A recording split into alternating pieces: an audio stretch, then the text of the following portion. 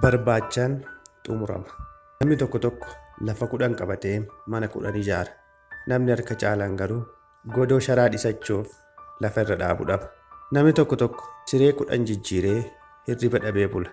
Namni baay'een garuu dhagaa boraafatee hirriba nagaa kurruufa. Nama waan hunda qabu yaadni guutuuf didee dhiphina sammuu dhibama. Namni homaa hin qabne akka waan hundi guuteefitti sammuu fayyaan bahee gala.